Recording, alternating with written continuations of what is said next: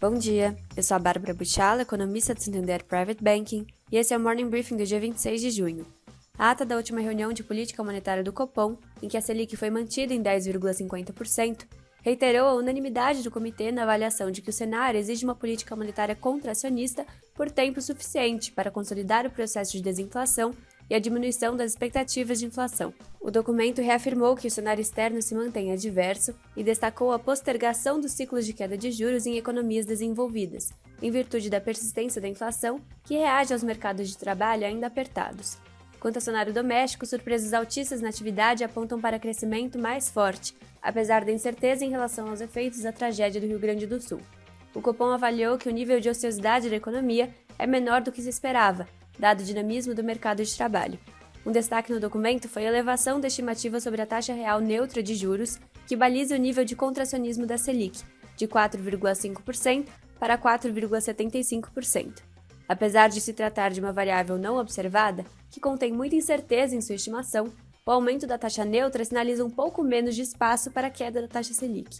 Ainda, o comitê comentou que políticas monetária e fiscal síncronas e contracíclicas contribuem para assegurar a estabilidade de preços. Nesse sentido, a atividade mais forte e a incerteza em relação à política fiscal tem piorado as expectativas de inflação à frente, apesar de a trajetória da inflação corrente não ter divergido muito do que era esperado pelo comitê. Diante desse cenário, o Copom se manterá vigilante e afirmou que eventuais ajustes futuros nos juros serão ditados pelo compromisso de levar a inflação para a meta. Em nossa visão, achamos possível que a taxa Selic volte a ser reduzida ainda em 2024, com a condição de que o Federal Reserve inicie seu ciclo de afrouxamento monetário no último trimestre do ano. Segundo o diretor de política monetária do Banco Central, Gabriel Galípolo, a mensagem de interrupção do ciclo de cortes da Selic significa que o Copom pretende deixar a porta aberta para que os membros vejam como o cenário irá se desdobrar a partir de agora. Afirmou que a desancoragem das expectativas de inflação é apenas um dos temas que fundamentaram a decisão de interromper o ciclo de afrouxamento dos juros. A depreciação do câmbio, aumento da inflação implícita e o dinamismo da economia também foram considerados. Assim, de acordo com o diretor, cabe ao BC estabelecer a taxa de juros num patamar restritivo suficiente e pelo tempo que for necessário para se atingir a meta de inflação, reiterando que nada será utilizado como pretexto para um desvio deste compromisso. Vale notar que o governo pode publicar hoje, em dia de reunião no Conselho Monetário Nacional, um decreto estabelecendo a meta de inflação contínua em 3% a partir de 2025. Em termos de política fiscal, a efetividade das medidas arrecadatórias aprovadas pelo Congresso e ainda a resiliente atividade doméstica devem contribuir para manter a receita em níveis historicamente elevados.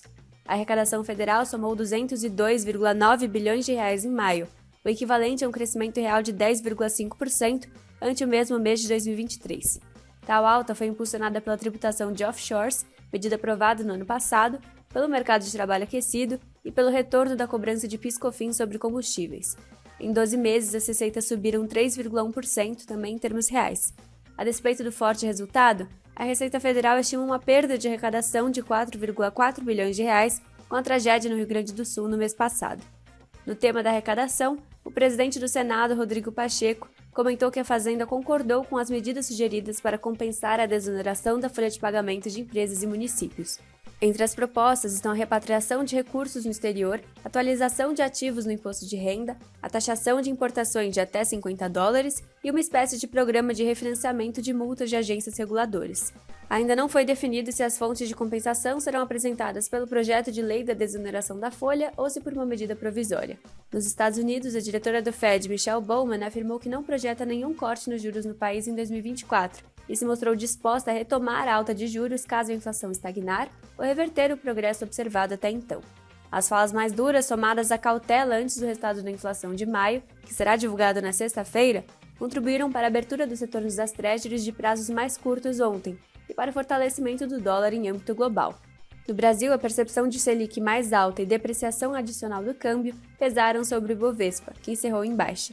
A apresentação do IPCA 15 de junho será o destaque da agenda desta quarta-feira, que também conta com a divulgação da nota de créditos do Banco Central, do resultado primário do Governo Central e do relatório mensal da dívida pelo Tesouro Nacional. No exterior, o discurso do economista-chefe do Banco Central Europeu será monitorado. Se você quiser mais detalhes desse e de outros assuntos, acesse o Morning Briefing. Por hoje é só e nos vemos amanhã.